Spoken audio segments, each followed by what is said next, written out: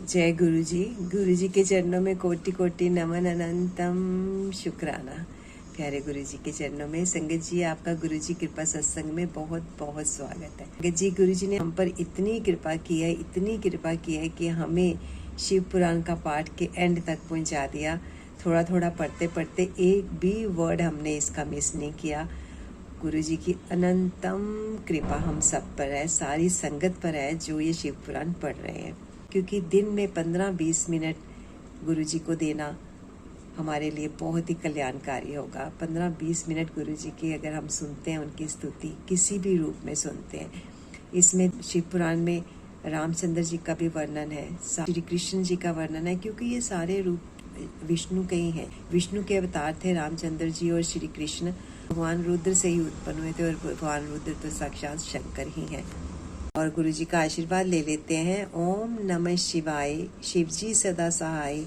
ओम नमः शिवाय, गुरु जी सदा सहाय। वायुदेव का अंतर्ध्यान, ऋषियों का सरस्वती में अवभृत स्नान और काशी में दिव्य तेज का दर्शन करके ब्रह्मा जी के पास जाना, ब्रह्मा जी का उन्हें सिद्धि प्राप्ति की सूचना देकर मेरु के कुमार शिखर पर भेजना। सूत जी कहते हैं, इस प्रकार क्रोध को जीतने वाले अभिमन्यु से यदु कुलनंदन श्री कृष्ण ने जो ज्ञान योग प्राप्त किया था, उसका प्रगट भाव से बैठे हुए मुनियों को उपदेश देकर आत्मदर्शी वायुदेव सायंकाल आकाश में अंतर्ध्यान हो गए। तदंतर प्रातः काल नैमिषारण्य के समस्त तपस्वी मुनि सत्र के अंत में अवभृत स्नान करने को उद्यत हुए। उस समय ब्रह्मा जी के आदेश से साक्षात सरस्वती देवी स्वादिष्ट जल से भरी हुई स्वच्छ सुंदर नदी के रूप में वहां बहने लगी। सरस्वती नदी को उपस्थित देख मुनि मन ही मन बड़े प्रसन्न हुए। उन्होंने सत्र समाप्त करके उनमें अवगाहन यानी स्नान किया। उस नदी के मंगलमय जल से देवता आदि का तर्पण करके पूर्व वृत्तांत का स्मरण करते हुए वे सब के सब वाराणसीपुरी की ओर चल दिए। उस समय हिमालय के चरणों से निकलकर दक्षिण की ओर बहने वाले भागीरथी का दर्शन करके उन ऋषियों ने उसमें स्नान किया और भागीरथी के ही किनारे का मार्ग पकड़कर वे आगे बढ़े। तदंतर वाराणसी में पहुंचकर उन सबको बड़ी प्रसन्नता हुई। वहां उत्तर वाहिनी गंगा में स्नान करके उन्होंने अविमुक्तेश्वर लिंग का दर्शन और विधि पूर्वक पूजन किया। पूजन करके जब वे चलने को उद्यत हुए, तब उन्होंने आकाश में एक दिव्य और परम अद्भुत प्रकाशमान तेज देखा, जो करोड़ों सूर्यों के समान जान पड़ता था। उसने अपनी प्रभा के प्रसार से संपूर्ण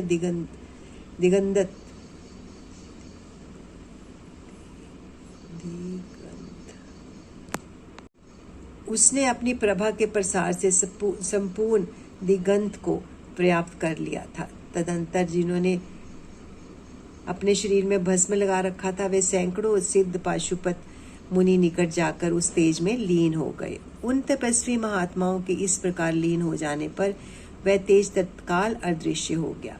वह एक अद्भुत सी घटना घटित हुई। उस महान आश्चर्य को देखकर वे नैमिषारण्य के निवासी महर्षि ये क्या है, इस बात को ना जानते हुए ब्रह्मवन को चले गए। इनके जाने के पहले ही लोग पवन देव वहां आ पहुंचे।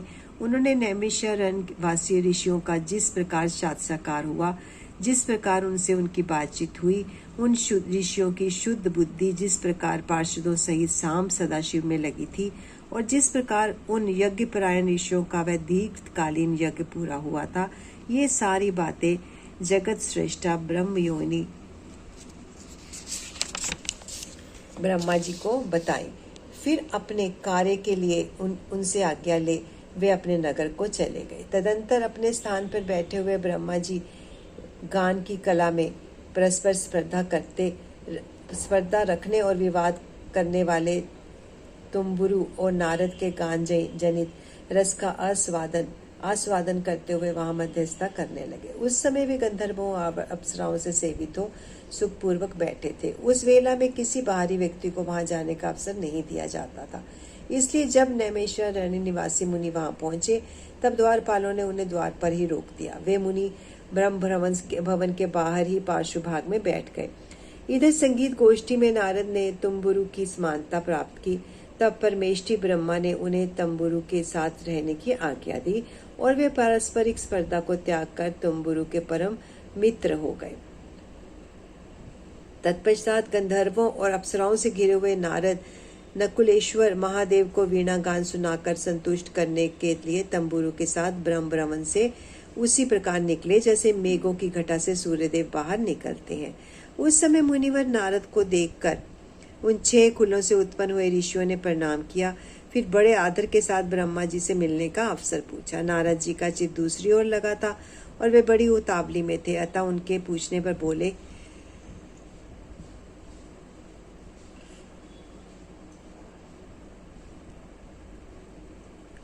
यही अवसर है, आप लोग भीतर जाइए। यह कहते हुए वे चले गए। तदंतर द्वारपालों ने ब्रह्मा जी को उन ऋषियों के आगमन की सूचना दी। उनकी आज्ञा पाकर वे सब एक साथ ब्रह्मा जी के भवन में प्रविष्ट हुए। भीतर जाकर उन्होंने दूर से ही दंड की भांति पृथ्वी पर गिरकर ब्रह्मा जी को प्रणाम किया।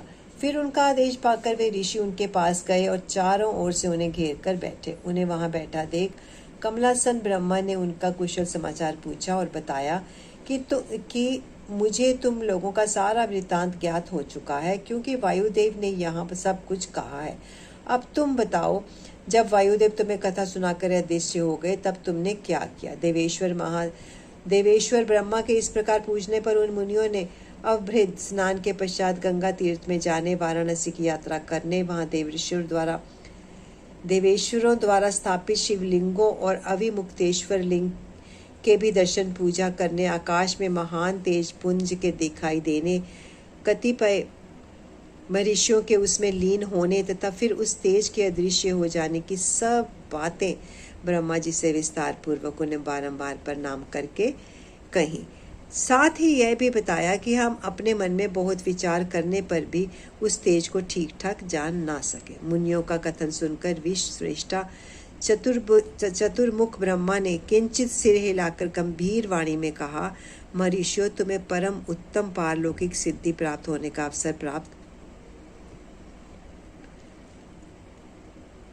अवसर आ रहा है। तुमने दीर्घकालीन सत्र द्वारा चिरकाल तक प्रभु की आराधना की है, इसलिए वे प्रसन्न होकर तुम लोगों पर कृपा करने को उत्सुक है।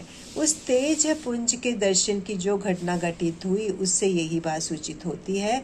तुमने वाराणसी में आकाश के भीतर जो दीप्तिमान दिव्य तेज देखा था वह साक्षात ज्योतिमय लिंग ही था।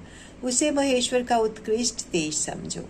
उस तेज में श्रोत और पाशुपत व्रत का पालन करने वाले मुनि, जो स्वयं सब धर्म में पूर्णतः निष्ठा रखने वाले थे और अपने पाप को दग्ध कर चुके थे, लीन हुए हैं। लीन होकर वे स्वस्थ एवं मुक्त हो गए हैं। इसी मार्ग से तुम्हें ही शीघ्र ही मुक्ति प्राप्त होने वाली है। तुम्हारे देखे हुए इस तेज से यही बात सूचित होती है। तुम्हारे लिए यह वही समय देववश स्वयं उपस्थित हो गया है। तुम मेरी पर्वत के दक्षिण शिखर पर जहाँ देवता रहते हैं जाओ। वही मेरे पुत्र सनत कुमार, जो उत्कृष्ट मुनि है, निवास करते हैं। वे वहाँ साक्षात भूतनाथ नंदी के आगमन की प्रतीक्षा में हैं। पूर्व काल की बात है, सनत कुमार अज्ञानवश अपने को सब योगियों का शिरोमणि मानने लगे थे, इसलिए दुर्विनीत हो गए थे। यही कारण है कि उन्होंने किसी समय परमेश्वर शिव को सामने देखकर भी उनके लिए उचित अभ्युत्थान आदि सत्कार नहीं किया। वे अपने स्थान पर निर्भय बैठे रहे। उनके इस अपराध से कुपित हो नंदी ने उन्हें बहुत बड़ा ऊंट बना दिया। तब उनके लिए मुझे बड़ा शोक हुआ और मैंने दीर्घ काल तक महादेव और महादेवी की उपासना करके नंदी से भी बड़ी अनन्य विनय की। इस प्रकार प्रयत्न करके किसी तरह उनको उनकी योनि से छुटकारा दिलाया और उन्हें पूर्ववत सन्नत कुमार रूप की प्राप्ति कराई। उस समय महादेव जी ने मुस्कुराते हुए से अपने गणाध्यक्ष नंदी से कहा, अनंत सन्नत कुमार, मुनि ने मेरी ही अवहेलना करके अपना वैसा अहंकार प्रकट किया था, अतः तुम ही उनको मेरे यथार्थ स्वरूप का उपदेश दो। ब्रह्मा का ज्येष्ठ पुत्र मूढ़ की भांति मेरा स्मरण कर रहा है, अतः मैंने ही उसको तुम्हें शिष्य के रूप में दिया है। तुमसे उपदेश पाकर वह मेरे ज्ञान का प्रवर्तक होगा और वे ही तुम्हारा धर्माध्यक्ष के पद पर अभिषेक करेगा। महादेव जी के ऐसा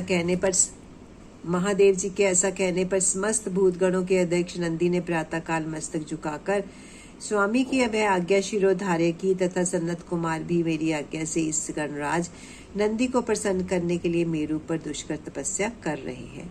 गणाध्यक्ष नंदी के समागम से पहले ही तुम लोग सन्नत कुमार से मिलो, क्योंकि उन पर कृपा करने के लिए नंदी शीघ्र ही वहां आएंगे।